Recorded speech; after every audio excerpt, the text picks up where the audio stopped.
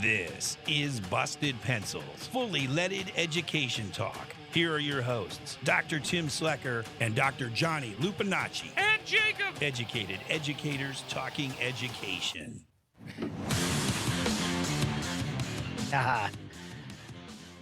Not and Jacob. It's Busted Pencils, fully leaded education talk. Educated educators talking education. Saturday show, civic media listeners out there in your car, listening live on your app. Man, we are so glad you're with us today. And yes, of course, downloaders. We always appreciate you no matter what time and where you're downloading and where you're listening.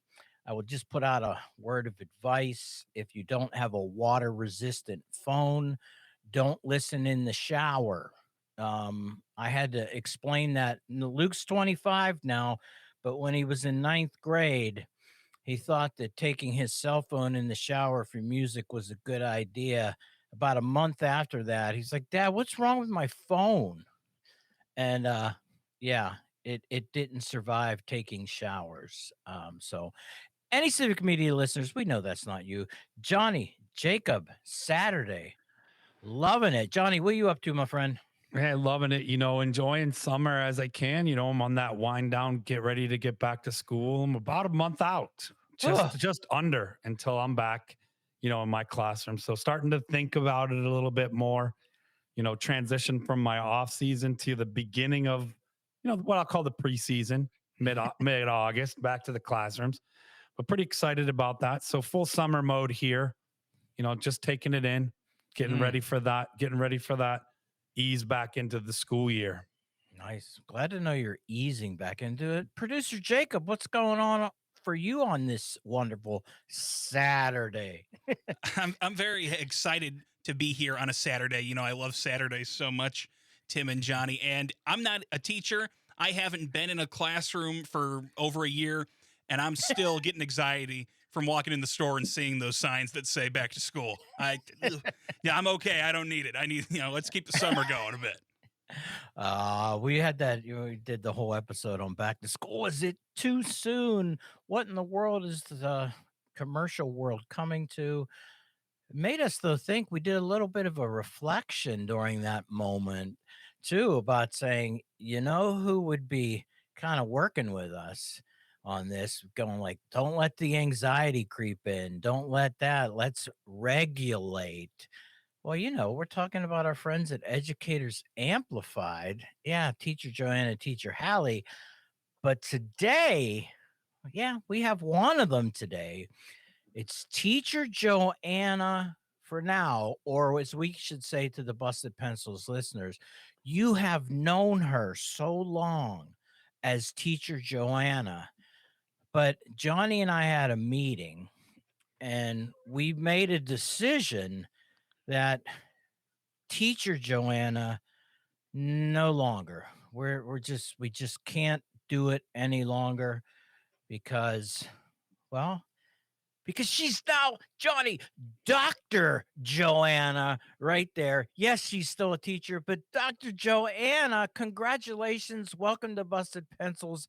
How are you, our friend? I am well. Thank you. I'm so excited about my added title, let's say, because, right, I'm always a teacher. I'm still a teacher. I'm always a teacher. But yes, I did complete my doctorate degree. Johnny. So, in other words, although I can see this, that she didn't have the same effect on her scalp as you and I had by doing our doctorate. I still have my hair. Uh-oh, there you go. Well, Teacher Joanna, so it's Dr. Joanna. She finished her PhD. We're going to talk about that today, the journey of what it takes to do that type of work. Because Joanna, you did it in a different pathway, and I think our listeners would love to hear this because in one way, Johnny and I, guess what? We kind of followed the path. We taught for a few years. We dug in. We did, some graduate work. We found a connection in understanding that, you know what, I think I want to teach in higher education. The only way to really teach in higher education is to finish that PhD, EDD, or as they call it, the terminal degree. And we did that. We got our jobs as professors, got our tenures, got our promotions, and we're still in it. But teacher Joanna, you did this. You're not interested in becoming a professor. No, no, yeah, I do have a different path. Okay, so we're gonna, Johnny, right? Did I kind of get your bio sorta okay? Yeah, you got it right. I mean, I did it in a little bit different Okay. steps. I swore I was never going to be a professor all the way until about a month before I defended my dissertation and had a job offer to be a professor. And so, that came a little ways, maybe a decade or so after teaching for a while. So, but but yeah, it's different pathway because we have a veteran educator Right. with expertise who advocates for teacher perspectives and teacher excellence in a very important and unique, and I'll say, I think, under listened to way. I think we Mhm. have a lot to learn from both teacher Joanna and teacher Hallie, and to know that teacher Joanna is Dr. Joanna now, and to have, learned from her research over the years, and to have that formalized in a way where it's going to impact how much, it's sad to say, some of those credentials are required for the kinds Mhm. of people who turn their ears off to teacher expertise. So I'm excited about teacher Joanna being Dr. Joanna because obviously we learned and listened to teacher Joanna and teacher Hallie before, but now a whole lot of people whose ears are closed to these Mm. kinds of things may have ears open Yeah. in a different way to consider these wonderful ways that we can all learn to be better educators in a different way than kind of that stereotype of, be the teacher that's loud and energetic and sometimes isn't what works for everybody, especially for kids in our classrooms. Being a regulated adult in a room is really important and I think is under listened to in teacher education and in education. So to have someone who says, I've done it, I'm doing it, and I'm working with lots of different ways that people are doing that, Mhm. both what we would consider formal research and, in the trenches kinds of day-to-day ways that teachers have expertise. I'm excited about that. And I'm excited today for our special broadcast with Dr. Joanna Yeah. because wow, like we learned so much from you, Dr. Joanna, but just also being able to learn from your doctoral studies and the research that you've been doing and you've been putting your heart and mind and hands into for so long. It's a gift to the education world. So, listeners, you're going to get some of that today because teacher Joanna, now Dr. Joanna, is going to share that wonderful stuff because we talk about regulation, but I am so pumped about the introduction of generative regulation theory. I mean, like I've been geeking out to this before I even knew it was a dissertation and so much more to come. But listener, stay with us because this is exciting stuff. We're gonna have Dr. Joanna introduce generative regulation theory. Yeah. Yeah. But before that, Joanna, Yeah. here's the question. It- Seriously, I mean, you didn't need to do this. You didn't need it. You have what, 30 years experience as a teacher, master's degree. You've been working in the, as Johnny says, in the trenches. You've created Mhm. an incredible program that has just served so many students so well. And I imagine there's a teacher or, a person out there who's going, "Oh, why did she do that? She didn't need to." And, because we're going to talk about, it wasn't easy to do Right. that. But I mean, what was it that kind of you said because is it because like Johnny kind of said is like, okay, is it a credibility thing that you get with this? Or, listener wants to know, teacher Joanna, you could have just kept doing what you're doing, retired, and sipped on those, pina coladas. Well, it was a natural progression for me. And though hearing your story too, Johnny, it's interesting. Like everyone does say, like, why are you doing this? Or why did you do this? And they expect it to be a linear path for me to say, I want to be a professor, I want to be a superintendent. And I can honestly say that I have continued to say, I'm not sure. I'm just following something that's natural and important to me. um I don't know that it's, you know, overtly about credibility. I do really enjoy going to school. And so now I really am like, okay, am I going to go back again or is this it?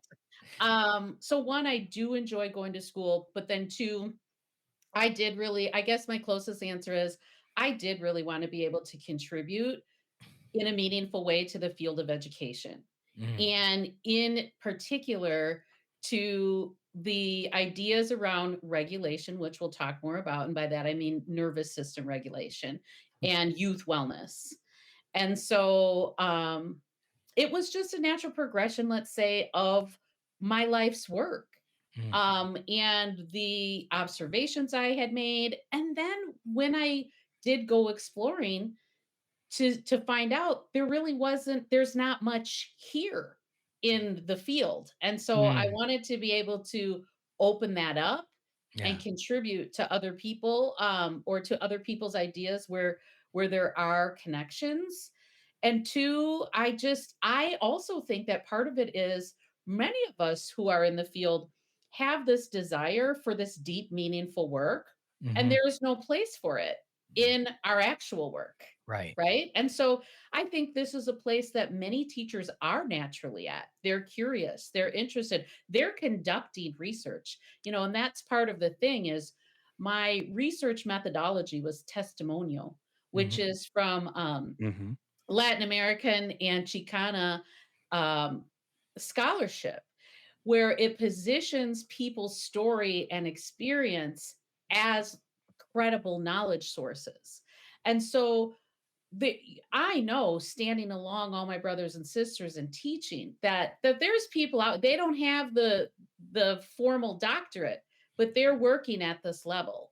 And I just wish, of course, that this was part of our professional experience, Mm-hmm. and it's not. Um, and it's not specifically for a teacher. I think a difference between myself and some people that I know who have gone this route is that as a teacher, I did pay for it myself, Mm. whereas administrators often get their continuing education paid for. So this was something that I did invest in, Right. but it was investing in myself and in my own well-being. There's times when I research about regulation, there is a part of it that like reading and research is a healthy form of disassociation. Mm. Anyway, I've learned No, that about myself. my goodness, disassociation. That sounds like something I experience daily. Although, yes, it's Dr. Teacher, always a teacher, Dr. Joanna from Educators Amplified. We are celebrating this accomplishment, this hard work. Joanna, too, we're going to get more into, as Johnny said, the GRT, the regulation theory. But I also want to ask you, though, too, or point out, in 2013, when you and I met, you had this desire. Let's talk a little bit more about that when we get back.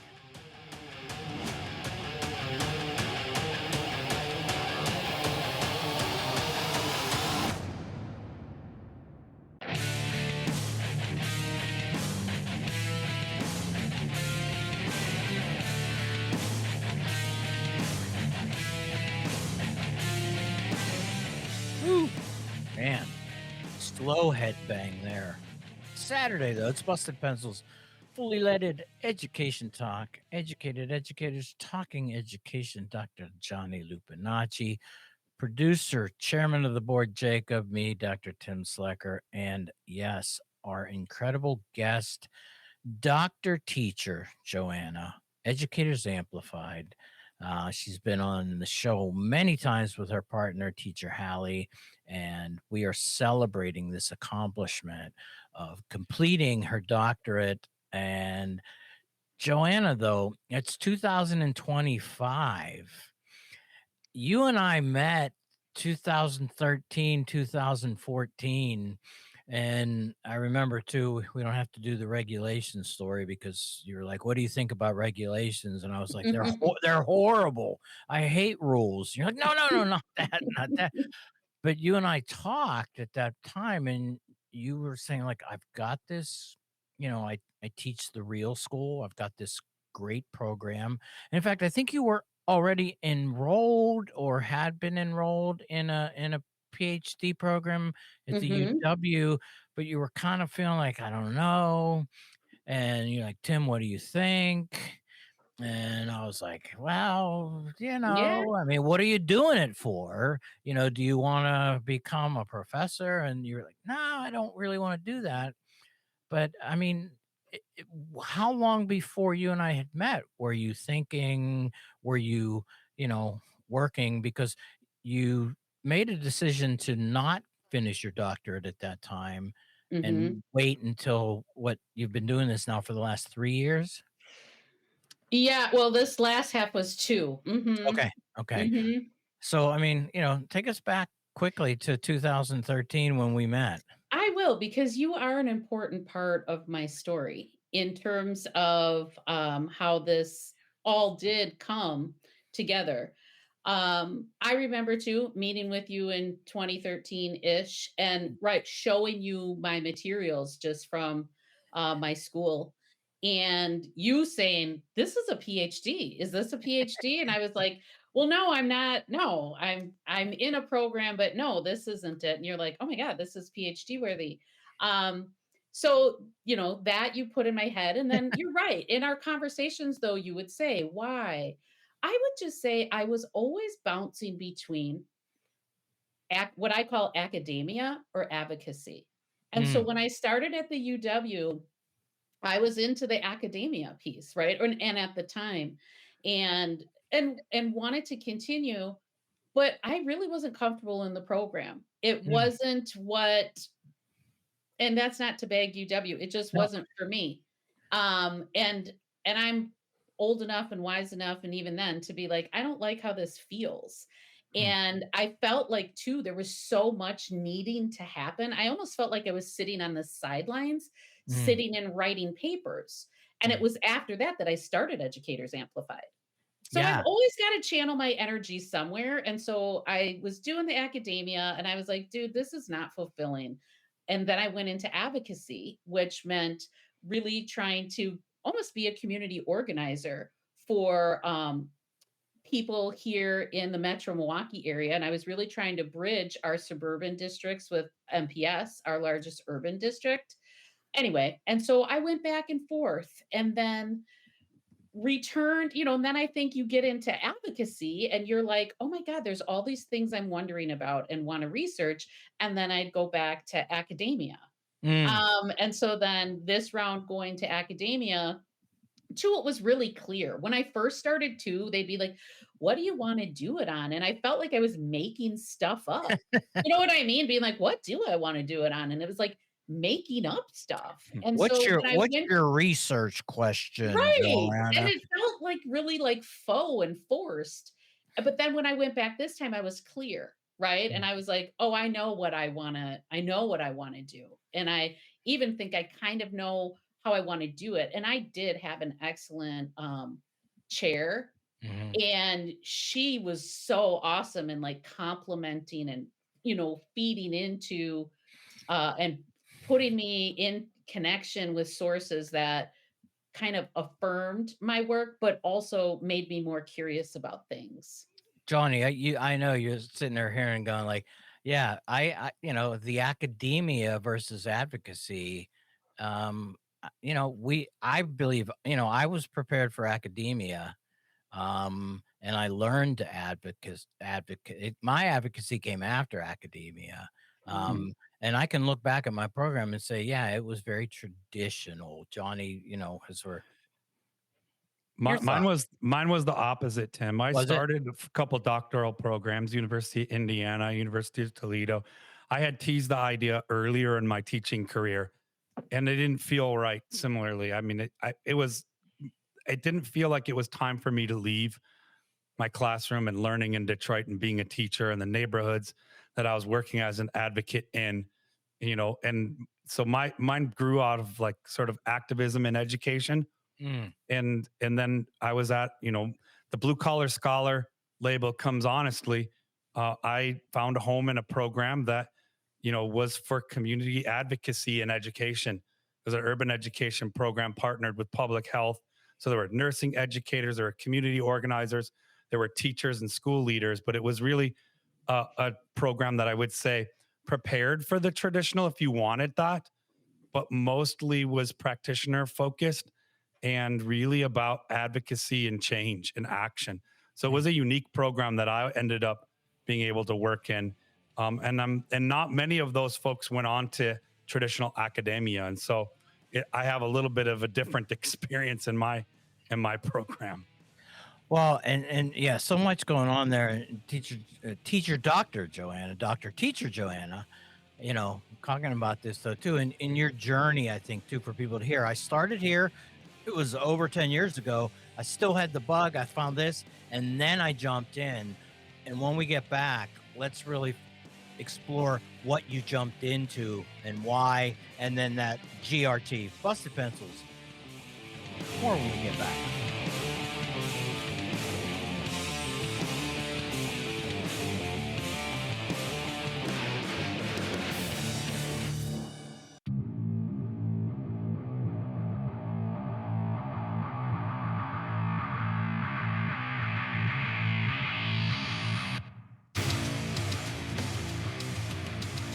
Sounds like Thor's hammer.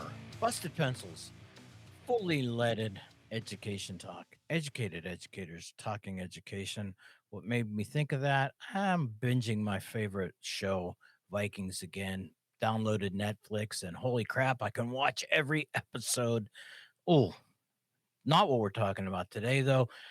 Teacher, doctor, teacher Joanna, Educators Amplified is in the house talking about that journey that you've been on. And teacher, Dr. Joanna, I what you were talking about though earlier, you say, I started with the UW, right? And you're like, I'm not criticizing, you had said what happened there, but then you went someplace else. And I think people need to hear, like, okay, for me, when I hear you started at UW and it didn't, because, UW is a big R1 graduate school. Mm-hmm. And, Johnny, correct me if I'm wrong, but I mean, to imagine that they were preparing you to be a scholar faculty member, that's what they do. Yeah. And that's not a negative, but that's, I remember I was at the University of Maryland, College Park, and I remember working with my advisor who was, point blank, and University of Maryland College Park was an R1 research institution. And he was like, Tim, my job is to prepare you to become a researcher and a faculty member and be qualified to go and work in another Research One institution. Mm. It's like Yeah, that. no, it was really important to me to still be a I'm a practitioner. That's when you say teacher, I equate that with practitioner. And Mhm. I knew that, one of the things I think I kind of do feel confident in myself is I can hold both spaces. I am both about theory and practice. And Yes. a lot of times people are either or. I know I'm both. Um, anyway, and so maybe that was part of it, I'm not sure, but definitely I didn't feel like I could be me. And Mm. I don't know too if that's just my career has been in alt ed. I'm an alt ed student through and through. Okay, and so that means I got to understand it in my way. I got to feel a real relationship. I've got to be able to work through my strengths. And maybe that was it, that's what it didn't, like, I kept feeling like I had to force myself to be another way to fit somebody else's standard. Mm. And so when I made the switch to Viterbo, which is where I had done another, I had done my administrative certification, and it just had a different vibe. I remember because it was more that whole like, we're about you. They have a mission around ethical leadership and service that's like legit. And seemed like they understood what I was talking about, Mhm. to be quite honest. And so they weren't like, well, no, this is what we're talking about. So we need you to do it this way. They were like, oh my gosh, this is what you talk about? Oh, cool. You could do it this way. Mhm. And so, yeah, it just felt, it was like coming home. And so, but that is it to anyone. And again, as a practitioner, that's something that I think is really important in teachers that I work with and mentor and with students who I've taught, right? Like, find your way, babies, and let's go. You don't have to be my way. My skill and strength is that I can hear you and I can help, help you find your way. And so I feel like the institution I selected and ended up completing with, that is what they did. They heard me and helped me find my way. Johnny. Well, I love that. And big plug for Viterbo and the excellent work that's happening over there in Wisconsin. So, hey, listeners, you probably can check it out too. I mean, you don't have, you're preaching to the choir or teacher, Dr. Joanna, because, big fan of the Franciscans and Mhm. no doubt that it would fit the kind of work you do and the spirit you embody with a commitment to poverty, humility, service, and bringing, like you said, theory and practice to action, that praxis piece that is for everyone, especially the most vulnerable in our communities. So, sometimes it's about the fit. In fact, I'd argue it's always about that fit. And it doesn't shock me.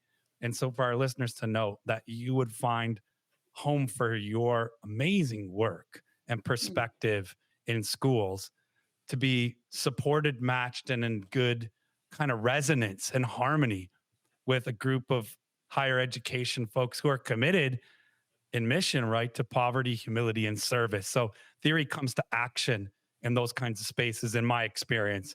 So big ups to your experience in that. Tim, I'm just chomping at the bit because I I want us know. to Go, dive. you go, jump in, man. Now's the So time.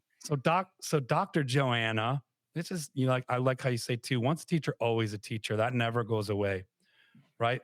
But we've heard about the work that Educators Amplify has done, that you've been doing, you and Teacher Hallie, and so many other folks around centered education, right? And around regulation. Mhm. And, you know, I think this movement through your work to introduce generative regulation theory. I mean, can we get into it, Tim? Can we go Yeah, there? yeah, Can we, yeah. Let's the do it. theory and the practice? Introduce our listeners, right, to regulation centered theory of education. Cool. Yeah, I'm happy to talk about it. And I want to start out in by saying maybe two things first. And one is that, yes, I had a really successful run in designing and operating this school that focused on regulation and well being. But this research was actually not about that. So a lot of people would assume, like, well, what's the recipe and how do we do it? And I backed it up with my research was more about, it was titled Shifting the Schema of Schooling. Mhm. And what allowed, I wanted to find out, like, what I had suspected that there was a shift, meaning that these students, these educators believed that education served a different purpose in this school than a traditional high school that really only talked about credits and graduation. They talk about credits, graduation, and maybe some extracurriculars. Like that was how it was kind of overall being defined. And I was like, oh, we were able to shift the schema of schooling and have people open to that it can look and function in a different way. Or I was like, I felt that. Was that really what happened? And so my research really focused on the experience of individuals, both students and staff, who, like I said, experienced a different education model, a model that that was focused on a regulate what I call a regulation centered education. And by regulation centered education, I mean that our foundation was creating nervous system regulation. And that can sound, I don't know if that sounds frou-frou, weird, whatever, but it's literally the bottom line of all of our connection. That if our nervous system and if our regulation, if we're out of balance, we're really not connecting relationally or, cognitively. And so looking at it as though that we assume regulation in schooling, and this idea that we could be responsible for generating it. But maybe sometimes, even though I do like to talk about like the what I desire versus what I'd like to dismantle in a way.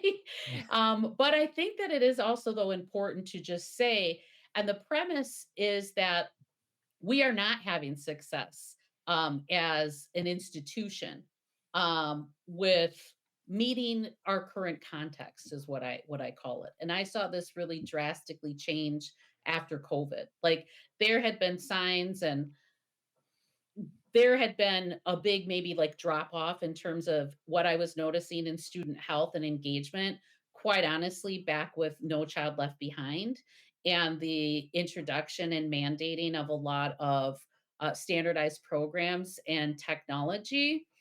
Um, and there's many different factors, but overall, what I'm saying is we're really not meeting the moment in terms of people feeling of schools contributing to wellness. Mm, It's either like you're either well when you get there or not, mhm. and if you're not, then we'll come up with all kinds of like programs and ideas and little side plans to maybe help you get well. But there's not a focus on how can we be sure that the institution that the children and the adults are in is actually contributing to their health and well-being. And so generative regulation theory is pretty self explanatory in terms of that, the words. It's this theory that we can generate regulation and that that's the foundation of education. Mhm. That we generate that everything that occurs when you interact with the school is going to be done through a restorative approach, let's say, that generates regulation instead of further contributing to dysregulation. Let me jump in there real quick, Joanna, because what you're saying, because you've said it to me in this way many times. Our kids come in so many ways to school in different states of being in their mind. And schooling says, get ready, get straight, because you need to fit into this box today. You're saying, hey, wait a minute. First of all, the box is a whole problem in and of itself. And we need to start by helping students find an ability to get themselves regulated, because then we can explore what it means to learn when they're regulated. Am I doing okay? Yeah, I mean, but that's what people struggle with is you have to first acknowledge that most of what our current schema is is first of all from an outdated understanding of how our brains work and child development.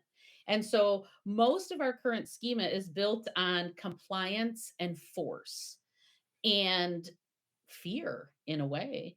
Like it's always like, how do we make I even have a voice I'll use where everything will be like, how do we make them? Like if parents don't come to conferences, how do we make them? If kids won't read, how are we gonna make them? And there's just this whole our schema is very top-down power over. And so yeah, I'm saying that we can shift or we need to first of all use the information now available to us. There is very good and clear information in the field of neuroscience about how brains and bodies work and how learning occurs, and learning occurs in connection, and it just does. And so we live in a world that I'm going to straight up say, I think because of the world we live in, we all experience low grade chronic stress. Mm. And so if we're going into an environment that is specifically its purpose is for our learning or our healthy development, then we have to consider regulation. Wow. Okay. We're typically too, yeah, it's like Tim and Johnny are going to come back and break this down. No, we're not.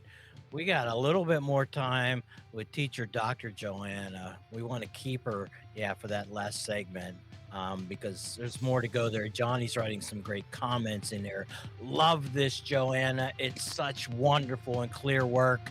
That's what Johnny wrote in our little inside chat. It's Busted Pencils, fully leaded education talk. Teacher Dr. Joanna, one more time when we get back.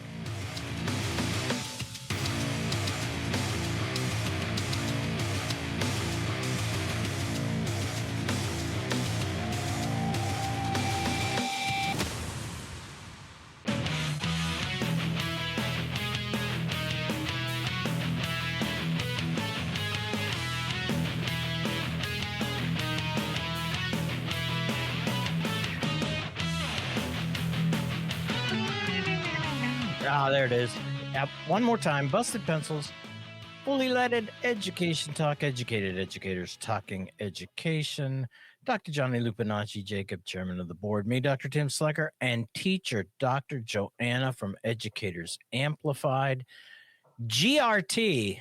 That's what we're, love that. Not Chat GPT. It's teacher Dr. Joanna, GRT. Teacher Dr. Joanna, man, we wanted to keep you on for a little bit longer just so you can continue. Well, as you said during the, people want to know about this because I think what you put forward here is this kind of sense, you call it a schema, and for other people, it's like, what? It's like the way things are is because people assume that it should be this way, which is compliance. To me, it's forced compliance and it doesn't fit with who kids are. And I like where you were going right before the break. It actually probably doesn't really fit well with anybody right now because of chronic stress. Mm-hmm. Well, and part of this research, was with adults saying that when we have models that are intentional about generating regulation, it's a positive for everybody. And so generative, the opposite of that is depleting. That, right? We are seeing the profession depleted right now because of the way that the work is structured and what people are being asked to do. It's depleting. But this is generative. And we can also say that the issues with chronic absences and disengagement is also evidence of depletion. And so, yeah, I just know that there can be another way and that it doesn't cost $1 million. You don't need an army of clinicians. These are things that are actually completely possible with what is already there, with the students you currently have, with the staff you currently have. It's just shifting the schema to be like, okay, what if our main focus to start is wellness?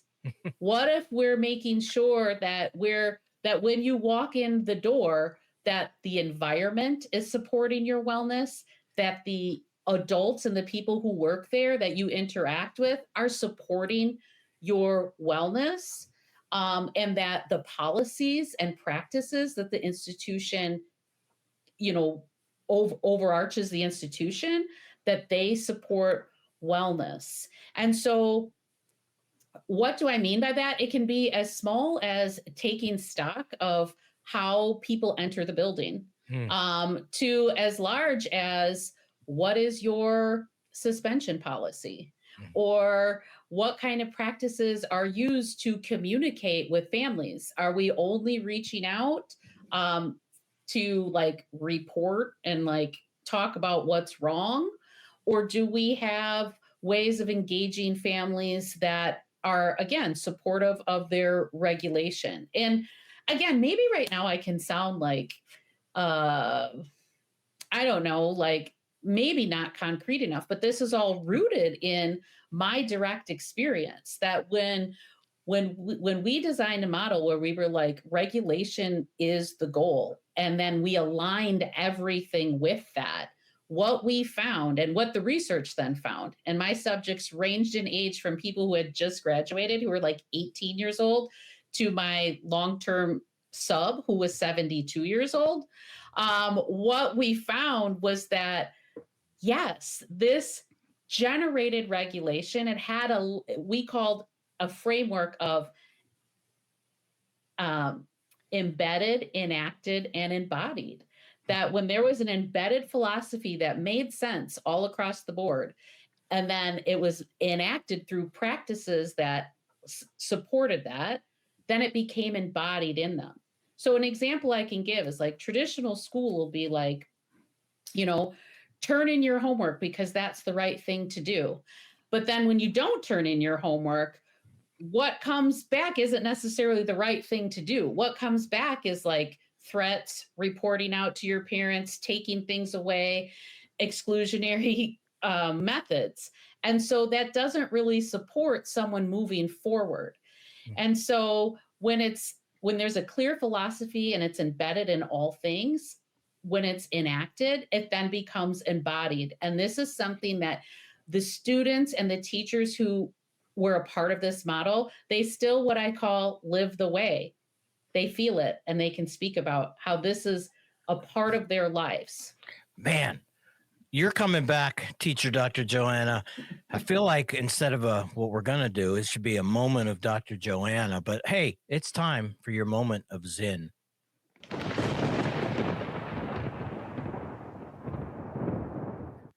We don't all have to do heroic things. All we have to do is little things. And at certain points in history, millions of little things come together and change takes place.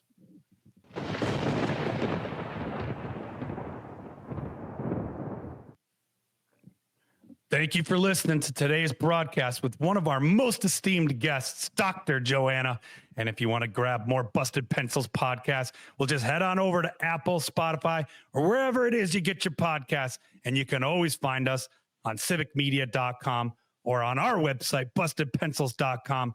And remember, you can always get great Busted Pencils content like today's broadcast every Monday for homeroom, Wednesdays for class in session, and on Fridays for producer Jacob's Choice. And of course, Pencil Busters, you can always tune in next Saturday and listen to the Busted Pencils weekend broadcast at 3 p.m. Central Time across all the Civic Media networks for 1 hour of your favorite blue-collar scholars, Tim and Johnny, and keep Busted Pencils.